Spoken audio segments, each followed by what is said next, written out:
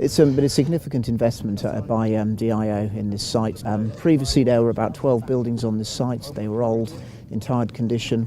They've been removed, demolished, and 11 new what we'd call stone tents have been erected. So a stone tent is a building that's not got all the normal facilities and utilities you'd normally find in it, but it's actually been erected specifically for training.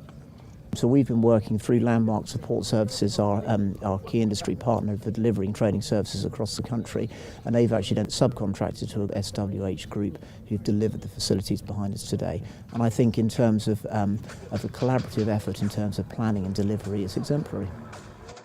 Our primary role is trying to interpret what the military want from what they want from a training perspective, and then interpret that and deliver it into built facilities. And we've got a good track record in doing that, not only here but across the country.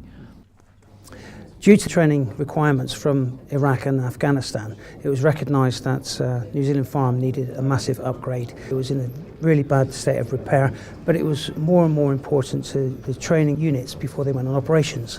And in conjunction with the collective training group, we came up with a plan of what we would need for the training camp to incorporate as many lessons learned and as many training scenarios as we possibly could. It's a regeneration of what was a very tired existing camp facility into something that provides a far more dynamic environment for the troops. This is quite an interesting project in so much as Jeff Elson developed an initial sketch, and we worked very closely with him through an iterative process to develop that into the facilities that we see here today, providing that very dynamic, challenging environment for troops. It's only through partnership that many of these projects actually come to fruition. It's really good to see a first-class training facility here on Salisbury Plain.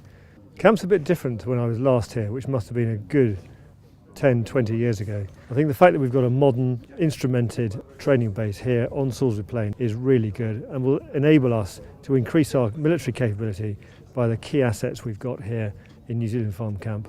The really great thing about it is it's opened up a new channel of different training scenarios across Salisbury Plain which aren't currently available.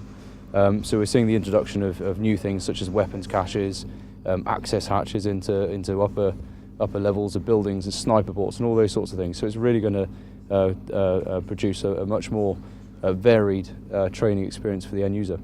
I think the key is that it's going to contribute to the overall range of facilities that we actually can offer for training on Salisbury Plain, being able to generate things from the most simple training aspects all the way through to the complex end of the spectrum.